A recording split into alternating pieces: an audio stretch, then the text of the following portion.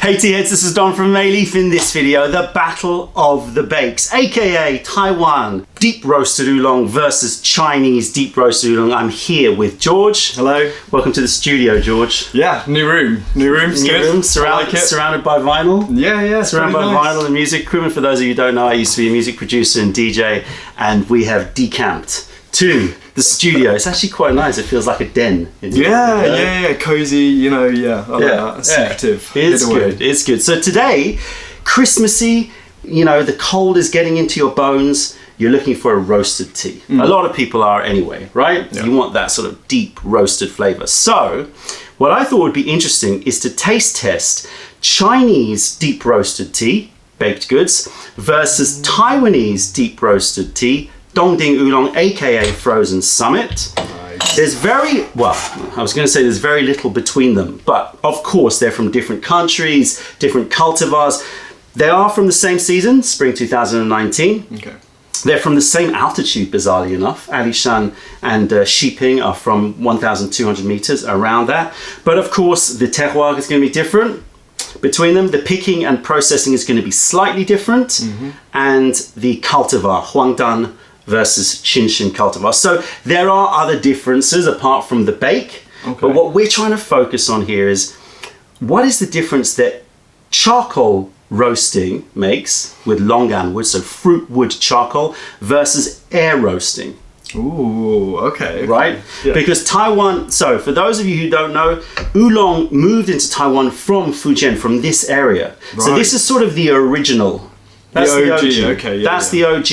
Okay. Obviously, Taiwan has a long history in tea producing, so it's not like we can say this is just sort of fresh modern. Yeah. But it comes, the heritage, there's a lineage between this, right? Between these newer teas. Kid on the block. Newer kid on the block. Yeah. And traditional is Longan wood charcoal roasting. Right. Long periods, sort of 10 hours, 15 hours. And with the Taiwanese, it's air roasted. Much more controlled, right, versus artisan. We've seen this before with Japanese versus Chinese, Taiwanese versus Chinese. The culture, how they treat things. So it's a little bit more engineered. So wait, what do you mean by air roasting? So they have these big ovens, essentially, and it's just electric heat and racks, and they roast and they move them around. Still a skilled process. Yeah. Probably similar sorts of times, 10, 20 hours, something like that. Similar temperature, but obviously the control with charcoal is much harder, right? Because you've got so many different it's a bit elements. More yeah, it's a bit of a more artisan technique. It's going to have a bit more variation, and that might be a good thing or a bad thing. Let's find out. Okay? I'm ready. Right, so why don't you, that water's hot, why don't you heat up those.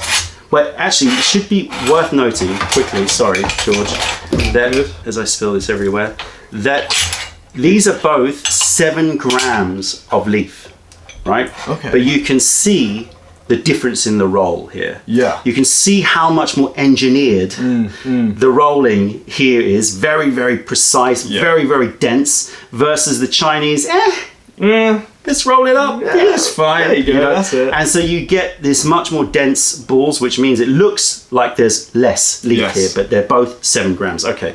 Crazy. Let's heat those flour ones up.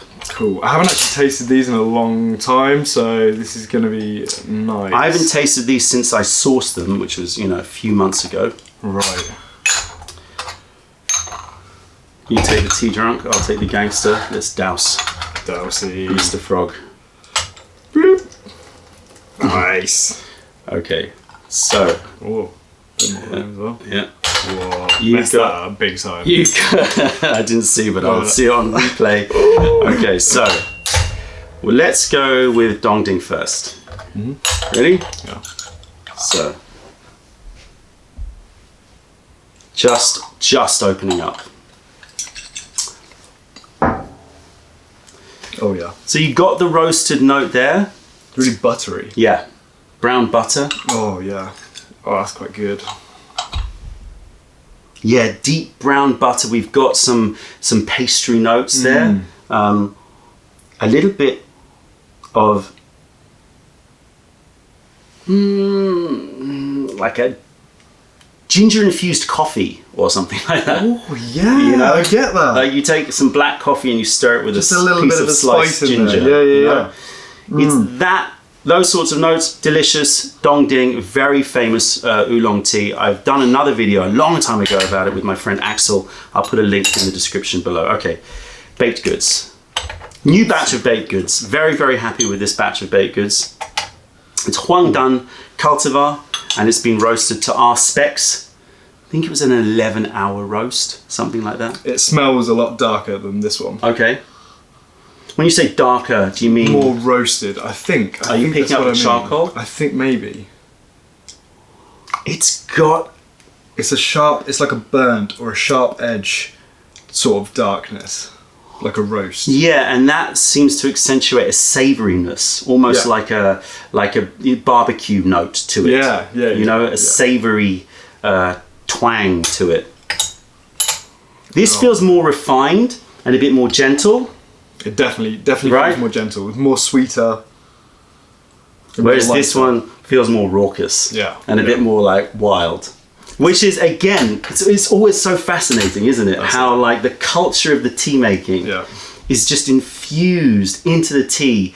And it's always the same thing with China. Yeah. It's a little bit more raucous and anarchy. It likes to do what it wants to do. Yeah. And instead of like please the people all the time, it wants to just be like, look, this is the tea here. Yeah. Enjoy it. Or don't. Yeah, or don't. Yeah, whatever. It doesn't care. All right, let's give these a rinse. Cool. Oh, I'm excited to try these. It's been a while. I'm actually really excited for this. Although I only drank tea like not that long ago, like an hour ago, I'm ready for another cup, to be honest. Oh, really? Whoa. Oh, sorry. That's my bad. Should bring the satellite out, then we've got even more room. Yeah. We're so spoiled these days. Just more room. Just expand. The whole table. You're gonna pour. Get everything out. Yeah. Yeah. Okay. Where's the lid gone to this one? Yeah. Oh, right in front of me. Nice. And I'll help you out this time instead of blocking you with a frog. The flog brocker. The flog brocker, I just said. Flog brocker. Nice. We're doing really well. Yeah. It's not late at night, is it? Not really. Okay, right. Late enough. Have a little smell while I douse Mr. Froggy. Okay. Still don't have names for these creatures. We need to come up with some. What individual names you're talking about, or like for each character? Just the frog. Oh, just the frog. Well, we've got multiple ones, so that makes it hard. Yeah. We'll just have to have a series now. Oh wow. That's getting a new note is in there. Which is what you'd expect. You'd expect, as you rinse it, that sort of initial charcoal will start to dissipate. It's a fresh note. I don't know what that is. Something fresh in there. It's got some. Okay, I get your freshness, but I'm going to start with the vanilla and butter biscuits. Oh yeah. And the freshness is like a cherry jam. Yeah. It's a light redness. Yeah, it's like strawberry, a cherry or one of those. But then vanilla and butteriness as well. And those things merge together to start to create something that resembles tropical. Yeah. Yeah. It's sort of got, you would imagine some sort of tropical soft drink. Yeah. Like the ultimate lilt. Oh yeah. You know what I mean? Yeah. Oh yeah. That kind of thing, for those of you who don't know lilt. Here's a picture of lilt. Okay, so this one. Now, totally different. Yeah. It's all about the spice and maybe there's some poached pear freshness, but it's all about the sort of spicy, cannabis and brown butter and ginger. Yeah. And it's like I'm getting like cinnamon apple as well. Yeah. It's a spiced. Much less fresh than this one. Oh yeah. Which is bizarre, isn't it? Because when we first did the AB on the dry leaf, we were like, that's so deep. But now... That's a lot fresher. A lot fresher. Wow, the cherry and maybe some sort of apple in there. So did you say that the time of the roast was kind of similar? From my experience, this one will probably be slightly hotter. Okay. And slightly shorter, 11-12 hours, versus this one here, which will be probably 8 hours, pull out, stop, another 8 hours. Because they've got the thermostat, they can tweak it, so they'll normally start at sort of 110 and then start to go down with different. So they tweak it, basically. Okay. But you know, I do love the skill when you go into a roasting room and you see people with the leaves shaking it around and putting it on those domes that they're basically baskets that have this shape. Because the center of the fire of the coal is going to be hotter, so it needs to be further away. That's clever. So they basically have sort of designed the shape of the baskets to work with how heat dissipates from the coals. It's a really fascinating process. We'll try and do a video all about it, but to be honest with you, every time I've gone into that room, I can't last for about more than 10 minutes. Is it like because I'm just like, I know. It's so hot in those rooms. Too much. All right, Okay, go for going for it. Yeah, I'm going to try and do a dual pour. So go do there, and we'll count 10 seconds. Okay. I love how this pours. 2, 3, 4, 5. When do I do this? 7, 8. Now. Yeah, the Camjove pour. Even though it doesn't have a huge gooseneck like the Bonavita, it's still. I mean, I actually prefer it to be. Well, it's bold claim. Difficult. It's smooth either way. It's a very smooth pour. It's a great pour. I'm trying to get more kettle reviews. The good people at what's this? There's a kettle that's very famous. Is it Stag? Oh, I can't remember. But they're just not replying to me. How rude! Damn it! How rude. Okay. Hold on. This is a George brew. George pour. I know your brews are always forgotten brews. Yes, Shout most out of to the Adrian. time. Yeah. Adrian is right there with me with the forgotten brew there. But as Adrian says, it's not forgotten if you're remembering that it's a forgotten brew. Yeah. We had to do it today with someone had a gong fu serving, and we tried to get the last bits out of it, and he was like, "We're gonna have to forget it. It's gonna have to be forget it. forgotten brew." Just leave it. Exactly. Yeah. It works. It works. We got one last brew. That's it. Yeah. So the forgotten brew, for anybody who is not following, is when you pour water into your gaiwan and you just suddenly forget, or you get preoccupied with something else, and then you go back to it like 5 minutes later and you go, oh no. Yeah. It's usually towards the end of a session, so it's usually not the big end of the world. And Adrian is one of our members at Mayleaf is claiming ownership of that phrase. He'll be watching this as well. I'm sure he will. Okay, so baked goods Lovely. over here, and le dong ding The dong ding. here. Lighter. Dong ding lighter again. Interesting, huh? Okay, so despite smelling brighter, darker. All right, I'm gonna go dong ding first because I have a feeling that the Chinese one is gonna dong ding. I'm gonna get dong ding. gonna be a bit raucous.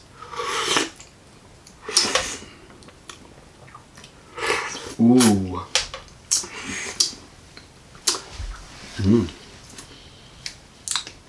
Bright.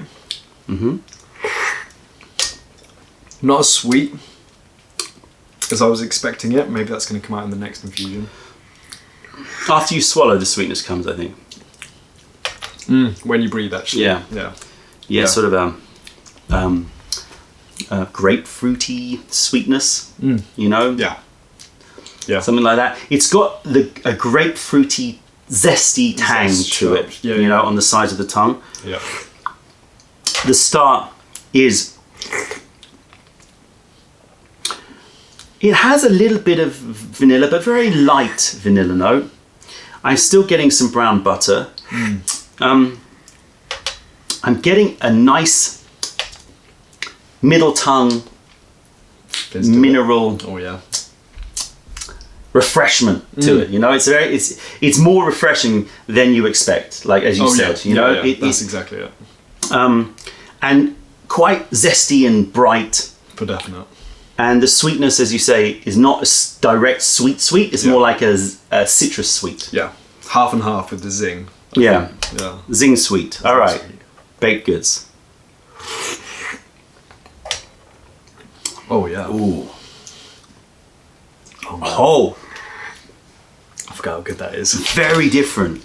Extremely different. Yeah, for definite. And a real journey on that one. Yeah. It's like it comes in a real wave. You know, you get hit with. And it lingers. Oh, it lingers. You get hit with charcoal and mineral, and then that just sort of dissipates into sweet cherries and Fruity for definite. Yeah. fruits.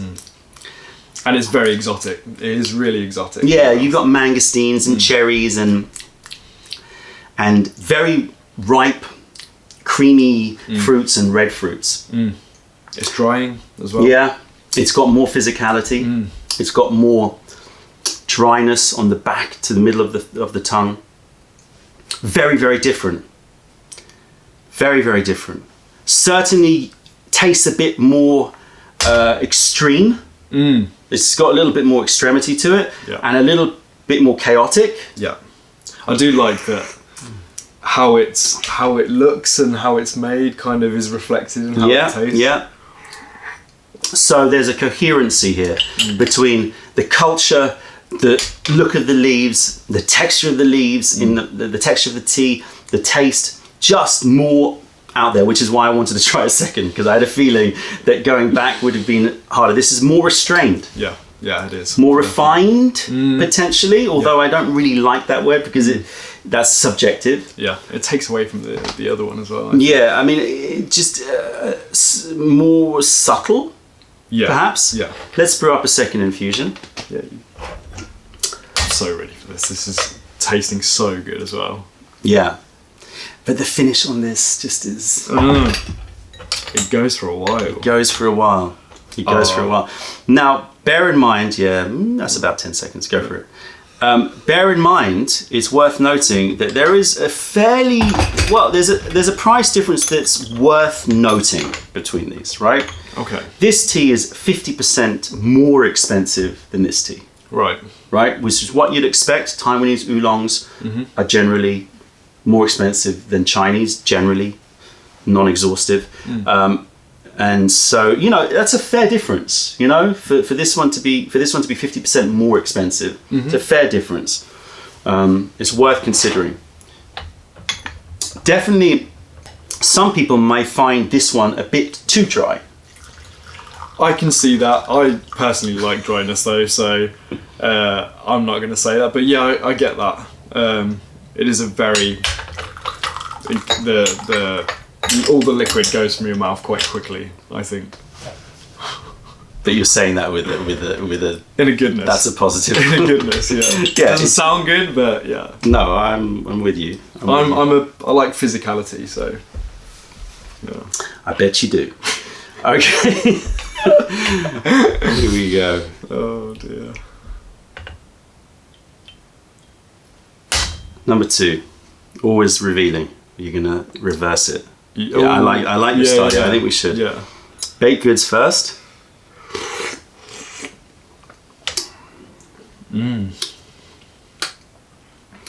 Same thing.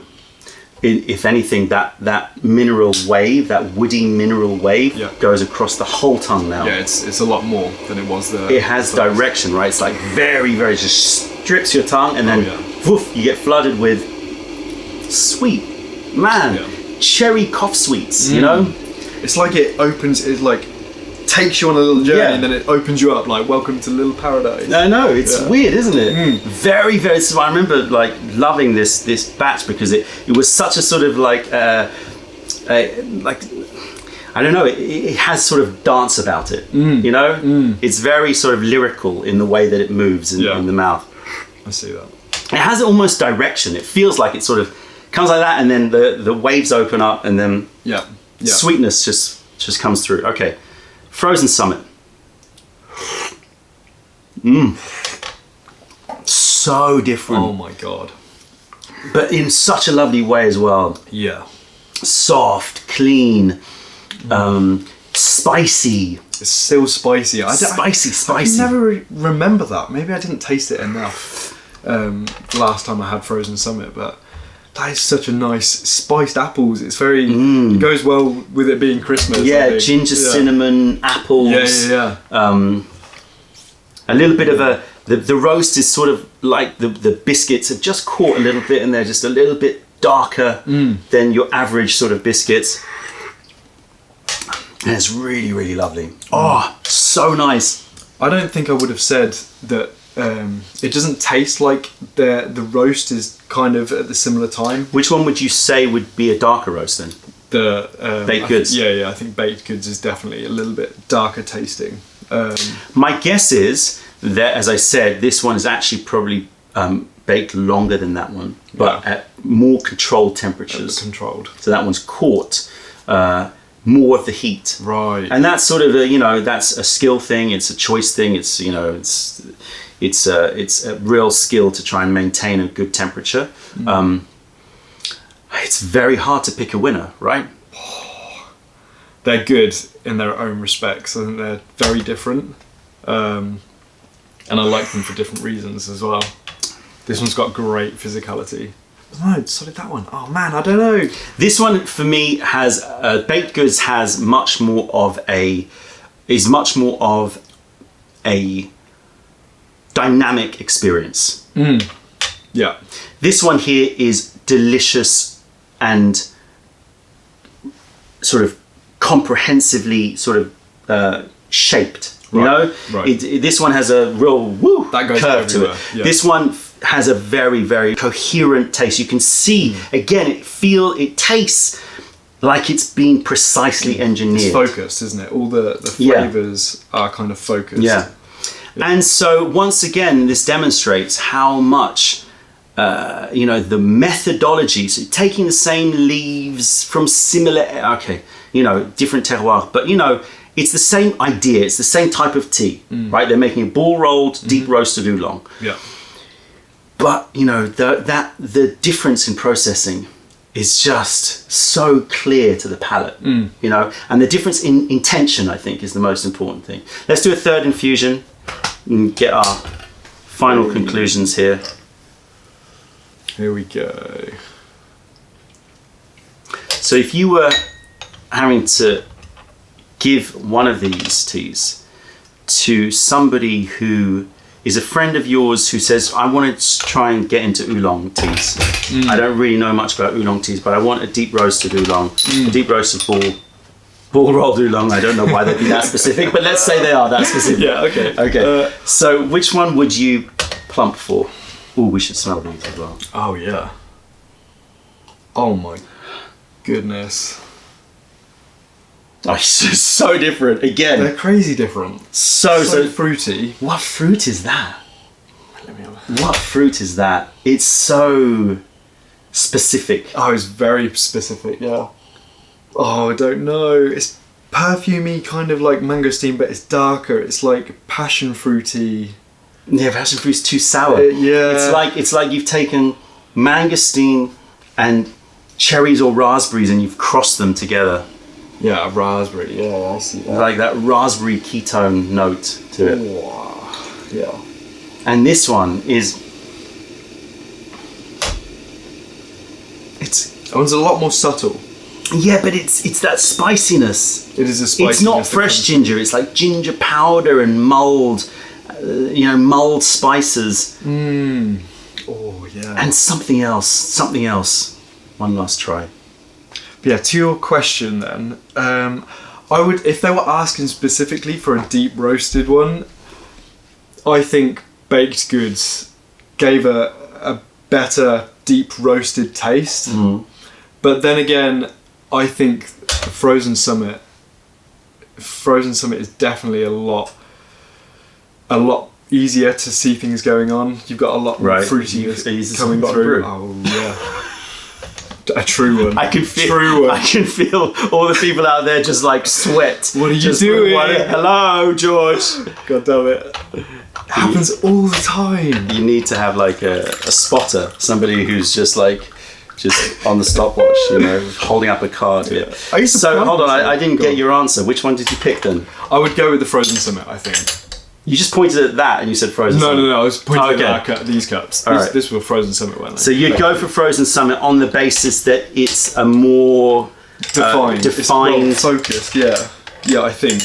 And it's got more standout flavours that I think someone that's kind of new to it. What do you mean standout? But what about all that cherry and all that like... Oh wait, was that baked goods? Yes. Oh yeah. You're talking about the spiced one. Oh yeah, no, wrong one. No. Okay, baked goods. God damn it. No, yeah, I didn't mean the spiced one. I meant the fruity notes coming out of the top. Yeah. God damn it. No, that's fine. I just wanted to make sure. Oh, that's a nice strong brew. Whoa. There's some hairs right Oh, yes. And so good. I love that transformation to sweetness because it really gives you that nice, I don't know how to describe that. Like you've taken a rock that's been used in the fireplace. Yeah. You know? Yeah. You've cleaned it off. Yeah. And you just licked it. Yeah. Right? Like real. It's right there. Yeah, it's great. Hot rock rocks. On you. Yeah. Like that. So nice. And then it sort of leaves this. Transforms. Again, still grapefruity sweetness, It is right? grapefruit sweet. It's now gone a bit deeper. It's maybe like a baked grapefruit sweetness. Ooh, yeah. You know? Yeah. But it's that still got zesty sweetness. I am looking forward to tasting this forgotten brew of I think it's good to do a bakers. forgotten brew every once in a while, you know? Oh, yeah. You get the real flavour coming out. Whoa, I'm starting to feel it as well. Yeah. Okay. Oh, handled it. It did. Handled it. Very well. Oh. So that's a difficult question, isn't it? Because they're so different from ultra sort of extreme physicality, woody and mineral to cherry sweet, Yeah. or more refined, more balanced, going from spicy mineral, gingery, mulled flavors to a little bit of sort of poached pear and baked grapefruit zest sweetness. Yeah. You know? Yeah. Difficult. I think you'd have to give both, to be honest. That's hard. I think for me though, I Yeah. would probably agree with you. I would go for baked goods. Baked goods, yeah. Just simply because that finish, the length of that finish, Yeah. they both have extremely long finishes. I think that probably out of most teas, just generally, both of these have, they rival pu'ers in terms of Yeah. sweet, in terms of length of finish. That one just feels like it's just got a little bit more to it. The the wet leaf, very different as well. Notice stems versus no stems, Right. right? So despite the fact that it looked more raucous and it looked more rough, actually, Finer picking. Well, and the way that it's been sorted has been a little bit more meticulous. This is the way with Taiwanese. There tends to be more stem in.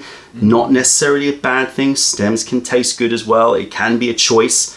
But what I've noticed is you tend not to notice the stems because they're very good at ball rolling. yeah, You know, completely. super dense ball rolled. You would notice those stems. So maybe the fact that they don't roll so well means that they're a little bit more picky about what leaves they put in. It's an interesting side point which I'm just speculating on and have no absolute knowledge on. All right, one last sip of these and then we're going to bid farewell to everybody out there. So air roasting versus charcoal roasting. I would love to do a proper A/B where you took exactly the same batch of leaves and you produced them in exactly the same way and then did the roast differently. That's near impossible because nobody is going to take a small amount for me to roast in a different Just way a little bit. because it would just take too long and it's not part of their their way of roasting, so they'd have to send it to a different roaster. All right, I'm gonna start with Frozen Summit, and this shows you that I would pick that one, right? Yeah. Because I want to end the finale. So that says it all. It's like food on a plate or something. It's like, You're saving the what best. did you do? You're saving the best. I love they're both stellar teas, right? Yeah. It's the beautiful luxury that we have that we get to compare teas like this. Ginger biscuits. Wow. Ginger biscuits.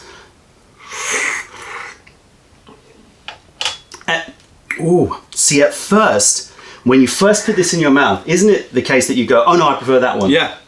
And then it's like, no, And he goes, hold on a minute. Just Slow down. chill yourself Slow down. a little bit. That's because now I have to present this to you. Because you get this sort of woody, oh my God, where is this going to go? Yeah. And then There it is. the tide That's it. the tide comes back and reveals pure cherry, creamy, tropical goodness. Very good. So, Taiwanese versus Chinese, just an informal tasting, our views on it. I hope that you get to do this AB yourself, because it is actually more revealing Definitely. than I thought it would be. I feel like I understand them a little bit better now, and I'm going to be drinking these a lot more, I think. I don't drink them, and I'm like, what the hell? These are great. It's the classic thing, isn't it? You get stuck into a type. Yeah, that's exactly it. Right puer right now. I know. You are a right puer fiend now. You get stuck into a type, and it's really good for us to do these videos, and for me to do these videos, because I'm forced to not get stuck into a type, right? And then you go, wow, it's rediscovering these teas. And these are perfect right now, winter season. Yes. I mean, right puer too, but you know. Bit of both. Mix it up. Do the double drop on there. That's it, tea heads. Check out our other videos. Taste our teas wherever you are in the world by browsing mayleaf.com, and come visit us if you're ever in London. Other than that, this is George and I'm Don from Mayleaf. Thank you for being part of the revelation of true tea. Stay away from those tea bags. Keep drinking the good stuff and spread the word, because nobody deserves bad tea. Bye.